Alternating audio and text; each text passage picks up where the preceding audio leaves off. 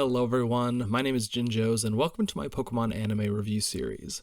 Last episode, Ash got his starter Pokemon Pikachu, had a life-altering encounter with Misty, protected Pikachu from a swarm of Spearow, and saw a legendary bird fly over the rainbow.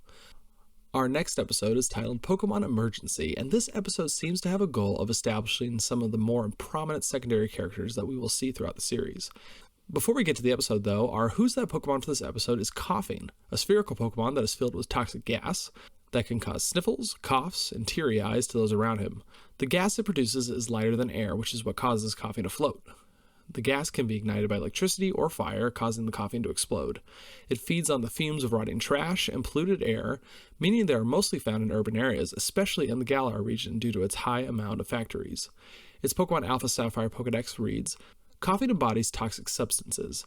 It mixes the toxins with raw garbage to set off a chemical reaction that results in a terribly powerful poison gas.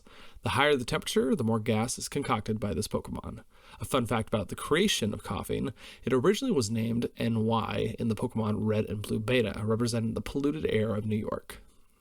With that said, let's jump right into the episode. Ash is heading into Viridian City as Officer Jenny puts out an announcement on the PA system, warning the town's residents that Pokemon thieves are in the area. The concept of stealing other people's Pokemon seems so strange to me. Unless it's some, really rare Pokemon, there just seems to be such a large population of Pokemon in the wild that catching them just doesn't seem that difficult to me, but what do I know? I'm not a member of Team Rocket. Either way, Jenny stops Ash and begins to question him. Where did you come from? Why is your Pokemon out of this Pokeball? Where's your ID? Once Ash's Pokedex is pulled out, all is resolved. Though it does state that if the Pokedex is lost or stolen, it cannot be replaced, which seems a bit harsh considering these 10-year-olds are trekking across the country, fighting Pokemon, gyms, camping, etc. It's probably going to get a little roughed up and possibly lost, stolen, or just broken in general. Throughout all this, though, we see a wanted poster for who we will soon learn is Jesse and James. And I gotta say, no matter what the situation is, James will always have that rose to keep him company, even in a wanted poster. Jenny gets her motorcycle out, sticks Ash and Pikachu in the sidecar, and leaves Misty in the smoke as they rush to the Pokemon Center. We are then introduced to the infamous Team Rocket, and I gotta say, the persona they have in this episode is very different from any other episode. They got this suave seriousness about them, and while I can take that in small doses, I do love their dynamic in later episodes. One of the members of this trio is a Talking Meowth, and this is quite a unique character as he is one of the very few Pokemon who can speak English. I can confidently say that I think Meowth was included in Team Rocket in order to fulfill one of the goals of the show, and that is to include Pokemon in every scene possible. As stated in the last episode, they are trying to get us immersed in this TV show, and what better way than to involve Pokemon in everyday life, even if it is committing evil deeds while riding around in a Meowth-shaped air balloon, which, by the way, what a strange way to get around. I also love that they are floating right above the police station, to which no one noticed. Going back to Jenny and Ash, they come upon a really large Pokemon Center, and it's pretty unique. I would be really interested to see if there was a purpose for how large it really is. Well, Jenny can't just park the motorcycle. It's a Pokemon emergency, after all. She skids right into the lobby, and we are introduced to Nurse Joy, who annoyingly replies, and I'm sure it's not the first time, "We have a driveway, you know." Once the situation is explained, Nurse Joy springs into action, calling a couple Chansey to bring Pikachu to the emergency room. Ash asks what he can do, and Joy gets a little aggressive with him, stating that he needs to be responsible and not let his Pokemon get into this condition.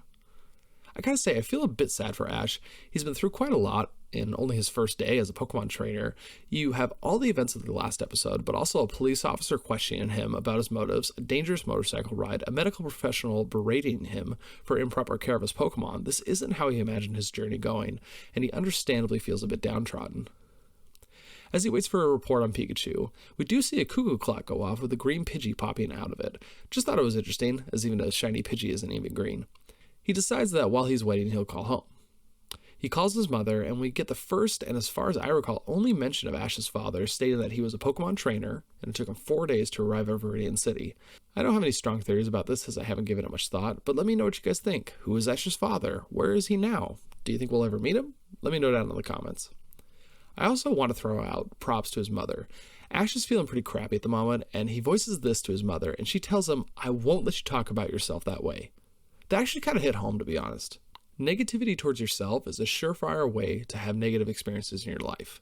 The tone she said it in felt very genuine, something that she believes in, not just something she read in some motivational book. She checks on his underwear status and says goodnight. After a brief moment of reflection, he turns to see a mural of sorts on the wall of the Pokemon Center, depicting the 3 legendary birds and an Arcanine, which makes me wonder if Arcanine was supposed to be a bigger deal originally. Maybe it's depicting an Entei, who knows? Ash mistakenly identifies the image of Articuno as the legendary bird he spotted in the last episode when a phone call comes in on the hospital's PC. He answers it, and it turns out to be Professor Oak, though the phone call does seem to be made to Ash specifically, so I don't really know how that works. He states that Ash's mother let him know that Ash arrived in Viridian City, and I gotta say, it's pretty late at night. Ash's mom calling the professor that late at night? Anyways.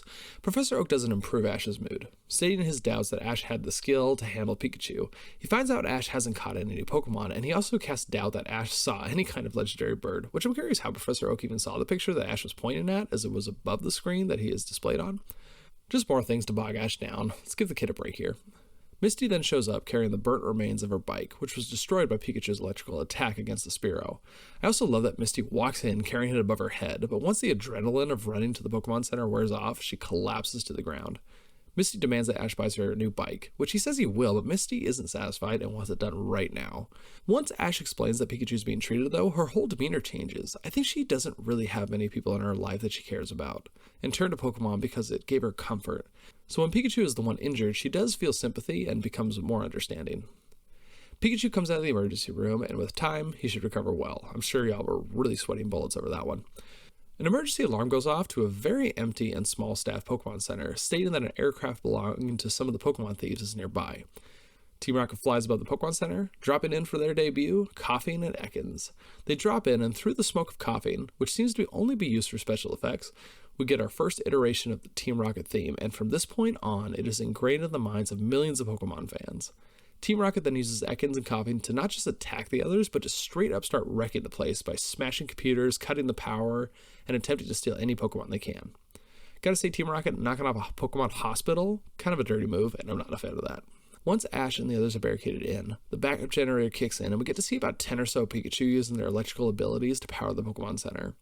Nurse Joy then initiates a protocol of transporting all the Pokeballs to a nearby Pokemon Center. I'm assuming these Pokemon belong to the trainers and the people of Viridian City. Maybe long-term patient care, or ones that have been dropped off recently. Maybe a boarding or a breeding program could be an explanation as to why this Pokemon Center seems to be a lot larger than the ones we see later on. Also, they have the technology to teleport small objects across a significant distance. That's not something to sneeze at.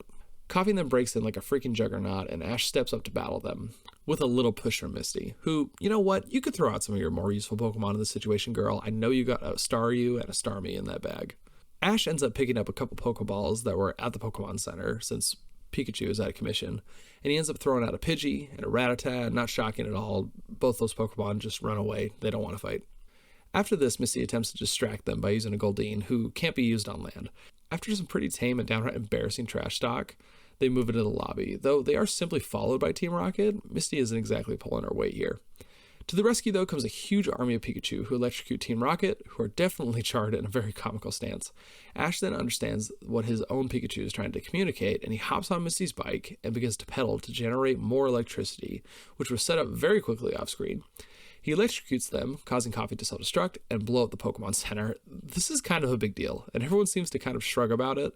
We see Team Rocket floating away on their hot air balloon in front of a giant moon, by the way, when the balloon pops, and we do get a version of blasting off.